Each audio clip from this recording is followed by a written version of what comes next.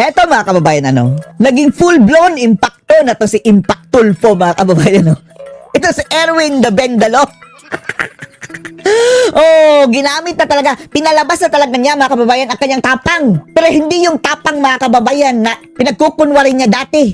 Na tapang daw para sa taong bayan. Pero ngayon mga kababayan, tapang para i-push ang naratiba ng kurakot na gobyernong Marcos mga kababayan. Ang tinatagong kasamaan nitong si Erwin the Bendalo na ayon sa mga ex-marines sa katanggap din ng maleta mga kababayan. Nag-up pa kahapon, Tapos ngayon mga kababayan, nagpa-interview sa mainstream media. Panoorin niyo po ha. Para ho doon sa mga kakabalita lamang ng nangyari hong pag-walkout, maaari niyo bang... Walkout, Sino ngayon mga kababayan ang mga walang asal? Sino ngayon ang nagiging unparliamentary?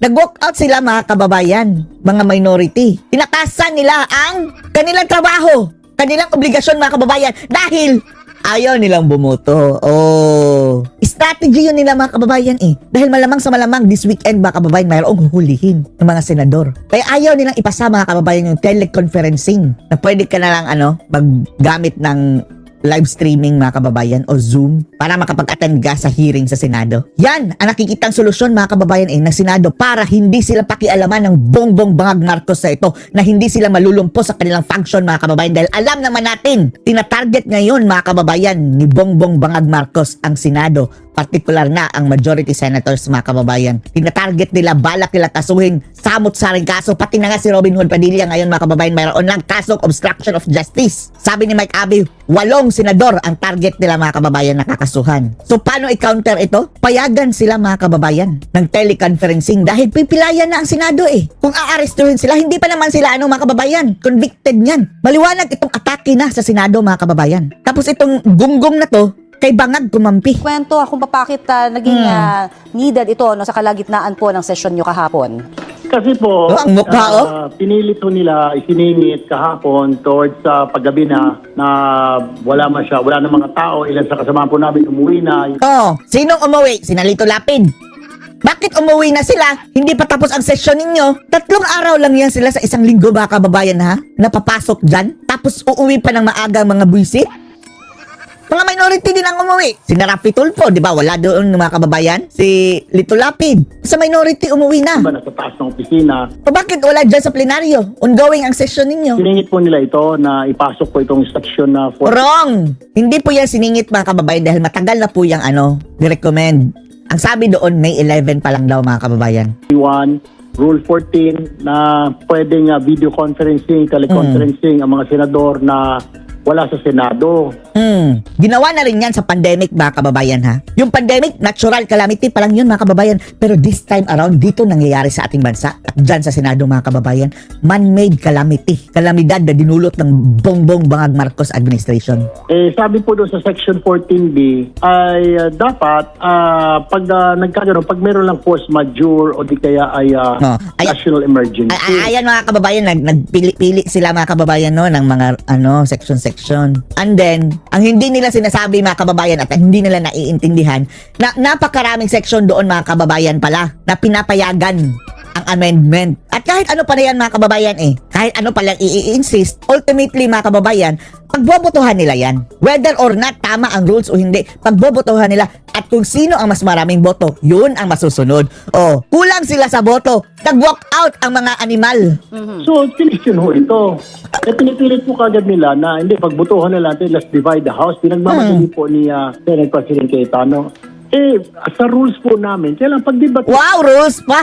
Nagdebate na nga kayo, di ba? Natalo sa debate, nag-walk out kayo. Introduce na rules, mga panukalang batas, kailangan balangkasin. Kailangan pag-usapan natin. Paano mo pag-usapan kung i-divide mo na, hahatiin mo na yung house? Nakipag-debate ka na nga. Natalo ka, lumayas kayo. Alam nilang outnumbered kami dahil nasa minority kami. Superior ang number nila. Yung po nagtulak doon. Ayan Take note mga kababayan Aminado siya superior sila, mas marami ang majority. And then, ang kanilang purpose ngayon mga kababayan sa tulong ng kanilang mga galamay sa ombudsman, yung leukemia mga kababayan, isa-isa nilang ipapakulong. Isa-isa nilang ipapakulong para mabawasan ng boto. Ano kayo siniswerte? Ang sama ng strategy, mga kababayan, no? Kadabluhan, mga kababayan. Tumatayo pa kami, sinasabi po namin, sinasabi ni Senator Lacson, teka muna, di ba itong pinapanukala mo, itong... Isa pa yan. Mga gunggong mga bendalo kayo Dumaan muna sa Committee on Rules. Sabi naman ni SP Cayetano, dumaan ito. Pero paano dumaan? Wala pa nga tayong Committee on Rules. Wala pa kayong chairman. Yan ang mga kababayan ang pinagsasabi mo. Ang explanation dyan, mga kababayan, kahit nagpalit ng liderato, hindi naman na-dissolve ang Committee on Rules. Napalitan lang, mga kababayan. As is pa rin yan. At mas lamang ang plenaryo kaysa sa committee, mga kababayan. So kung andyan na yan sa plenaryo, ma-override yung sinasabi-sabi nilang committee dyan. Dahil mas lamang ang plenary. O paano yun? Sabi niya, kaya nga binabalik namin sa floor. O di ko binabalik namin sa floor kung bago na naman ito dahil yung unang salang niya sa May 11, hindi umubra. Ngayon, Ayan. ito, sinasalang mo ulit Senator Marcoleta. Ayan na naman. Hindi nila kinukonsider yung sa May 11, mga kababayan, dahil iba na naman daw ito. Dapat bigyan mo ng isang araw. Sometimes, na pagitan, you have to bend the law. Para madiskusyon ito the following working day o session day. Which is a Monday na. Hindi ko mapayag. Gusto lang yung araw mismo na yan, ora mismo. Kaya nag-walk out sila, mga kababayan, kabastusan, no? Sana nga lang wala pang aarestohin this weekend, mga kababayan, sa any senators, dahil kapag nangyari yun, kulang na sila, mga kababayan, ng isa. Kailangan ng pag-usapan mo na marami yung kaming katanungan eh. The question na, Ma'am Connie, is para kanino ba yan, taga? Bakit yung minamadali yan? Yun yung question doon, Miss Connie. Dahil under attack ang Senado nga, target ngayon ng mga bangag na arestuhin ang ilang mga senador para hindi makaboto. Saksi na sila kay Bato, mga kababayan, na itaboy na nila. Oho. So, sa inyo ko ibabalik yung tanong nyo. Sa tingin nyo, ano ho ang motibo? Para kanino? Kasi you've been very straightforward, no? Na sinasabi niyo baka may mga maaresto na... Yan! Akala pa niya, mga kababayan, no, na nakapuntos siya dyan na binulgar niya yan, mga kababayan. Nabisto tuloy ang kanilang talagang plano, mga kababayan, na alam niya na mayroong aarestuhin. Bakit alam niya? Bakit alam niya sa weekend? senador po ngayong weekend. Kasabwat! Pasensya na po, Miss Connie, pero diretsahan na lang po. Real talk po tayo. Real talk. Sige, talk ka lang. More talk, more mistakes. Kay Bato po, para kay Bato, para maka-attend po siya ng hearing, para maka-attend siya ng butuhan. At syempre, pag nag-attend po ng mga online, may sweldo ka tuloy-tuloy. Diyos ko, Lord. Hindi lang si Bato, kundi yung mga pinaplano ninyo pa rin na aarestuhin. Tapos yung dalawa po, yung binanggit ni Senator Ombudsman na Boying Rimulya kahapon po ng alam niya, bababaan na ng warrant yung dalawang kasama ho namin. Yun po yung tinutukoy ko. Is it for them? So what to? It's for them. Huwag na tayong maglokohan, Erwin. Ang lahat ng ito maniobra ni Marcos para talaga ikontrol ang Senado, mga kababayan. At ito ang mga tuta ni Marcos, mga puppet ni Marcos, mga kababayan dyan sa Senado. Ayaw nila. Dahil mabubilyaso ang plano ng amo nila. Ilang maleta nga ba nakatanggap mo, sabi ng Marines, mga kababayan? Hindi nga po ayaw nilang sagutin ho yun Divide the house kagad ang sinasabi. Tapos ngayon, sasabihin nila, nung in-interview po rin isa sa kanila, yung nagpo-propose ng batas na ito, hindi naman namin minamadali. Hindi nyo minamadali kasi nahuli na kayo. Nahuli na kayo. Nahuli ka rin. Kaya ganoon. Kung hindi, anong gusto mo? Hindi lang pagdidesisyonan, mga kababayan. Yan ang gusto nila. Hindi lahat ng gusto niyo nakukuha. Mga spoiled brats. Dribble pa tayo. Nakalimutan siguro. Ikaw nga, nag-dribble Hindi lang naman mga abogado yung mga Oo, si Marcoleta na ang kanyang mga kababayan, binakbite. mamahayag din. Ika nga. So, kita. Katulad mo na ikaw nga ang nagsabi mismo, sometimes you have to bend the law. Tapos agree sa'yo si Boying Rimulya na magsasampa ngayon makaso ng mga kababayan sa mga senador. Sino papaniwalaan namin kayo? Ikaw, si Risa, si Lacson versus sa mga abogado si Cayetano at Marcoleta na napakagaling? Natin based on my experience. Anong experience mo sa mga kabit? Lord. Patutungo. Tapos pangalawa, Ang matching, matagal na yung sinasabi, matagal na ginagawa ito. Ginawa po ito ng pandemic. Kasi nga po, laging may lockdown. Kaya Ngayon, yan pandemic ba, kababayan, is natural disaster nga yan. This time, man-made disaster caused by your principal na si Bongbong Marcos. po na, sige, mag-teleconferencing na lang, video conferencing. Ngayon nga, binagbabawal na nga po yan yung sa committee, kung maaari mag-attend ka na lang talaga pag sa committee. Kaya nga may amendment, ungas. Kaya nga may amendment at kaya nga pagbobotohan. Dahil allowed naman ang amendments, mga kababayan Bawal yan kung ginawa na lang diretso, mga kababayan. Ang rules na pinopoint out ito, mga kababayan, ng section section. Kung gagawin mo yan ngayon nang walang amendment, mga kababayan, talagang bawal. Pero allowed din ang amendment, mga kababayan. Kaya nga ina-amend idaan sa due process, idaan sa tamang proseso na ma-change yung section na yan, na i-allowed na. Whether or not kung anong dahilan, kung ano ang boto ng karamihan mga kababayan, yun ang masusunod.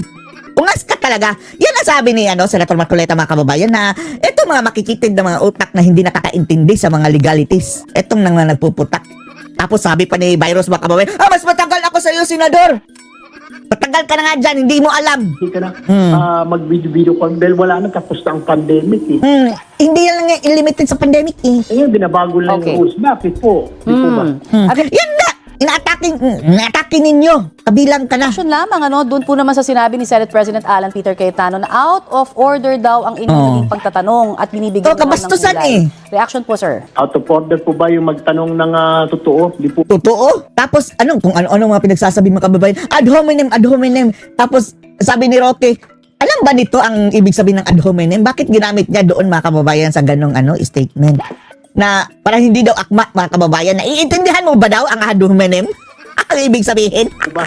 Sabi unas. sa isang pelikula, you can't handle the truth. Ikaw nga ang you can't handle the truth. Sino ang hindi nakahandle mga kababayan? Sino ang nag-get out sa kitchen? Sino ang nag-walk out? Sila. Dahil hindi nila ma-handle ang truth. Yun eh.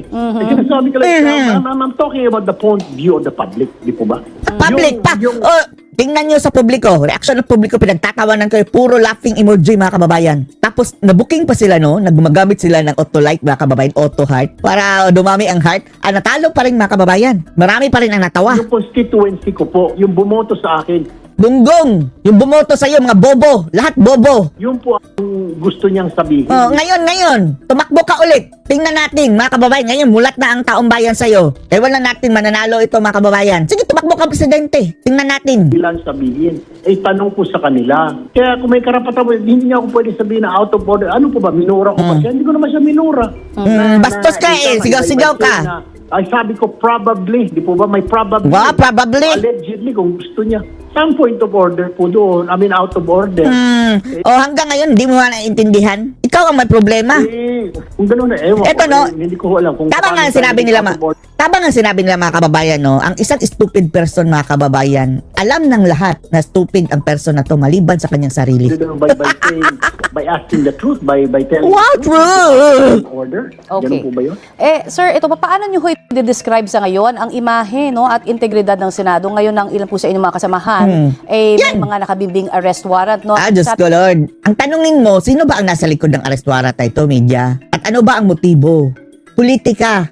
So, sino ang nandudungis dito sa Senado, mga kababayan, kundi ang bangag Sabi administration? nila 8 out of 13 may kaso. Tapos tingnan baka nyo. madagdagan pa. Ito pong kaso naman ni Eight. Senador Padilla. Ayoko na ho magsalita. I will leave Yan din may balita din yan sabi ng ex-Marines at may conviction din yan sa Supreme Court. that to the courts po. The ombudsman, Ombudsman, ICC. Diyos ko, Lord, I will leave it to ICC. Doon ka na lang ba, Senador, sa ICC? Bahala ka, ikaw pa presidente doon. NBI. Sila po Puro sila matibag. Puro mga ungas ang kanyang mga kababayan, no? Tulungan, Miss Connie. Whatever. Dulong-dulungan ka na. whatever is under the law, kung nag-violate Bend the law. sila ng batas, Under the law of the ICC? ICC ang in-invoke mo eh. sagutin po nila sa proper forum. Tama naman po yung sinasabi nila. Sagutin ko na lang po. So be it, sagutin ko sa proper forum. Then sagutin niya po. Huwag siya magtago. Huwag siya magtakbo ng takbo. Wow, takbo na takbo. Ikaw ha, eto mga kababayan, darating din ang araw nito dahil na maleta na ito eh. Andun sa affidavit mga kababayan, by that time, ikaw na naman ang magtakbo ng takbo. Sagutin nila ho. Yun po yung Sinagot na nga kayo eh. Ang sagot, antayin natin ang resulta ng desisyon ng Korte Suprema. Hindi makapag-antay mga kababayan. Ang sabi nga ng Korte Suprema, kaya nila dininay dahil ayaw nilang ma-prejudge mga kababayan. So, meaning, hindi pa sigurado kung legal ba o hindi. Wala pa talaga silang desisyon. So, bakit nyo pa huhulihin na ngayon na as if mga kababayan meron ng jurisdiction? Mas mataas pa kayo sa Korte Suprema? Kaya nga usin salita, a day in court. Yun na, di pumunta ka sa korte magpaliwanag. Total, di gusto naman ng korte kung talaga may evidence. Ay nako, hoy! Mga ungas, lukuhin yung mga ulol nyo. Sino maniniwala dyan kay Marcos mga kababayan na makakakuha ka ng patas sa hostisya ngayon? Saka, Lahat nga binabraso. Ganun. So, Sa tingin ko, ewan mo, dahil wala ka talaga siguro utak. Your program also, Miss Connie and Mm. Rocky Tima's program. I would like to apologize on behalf of the 11 Diyos ko Lord, bastos ninyo. Wala kaming pakialam dyan. Pasensya na po kung hindi namin nagagawa ang aming trabaho dahil po sa mga issues. Wag nyo sabihin kasalanan ng na nag-walk out kayo. Kasalanan ng majority. Kayo nag-walk out. Pang sarili, pang isang grupo eh. Wow, pansarili. Interest ito ng sambayanan eh. Interest ito ni Marcos. Instead na pag-usapan po namin paano mailabas yung Instead pag-usapan ninyo, nag-walk out kayo, mga ungas.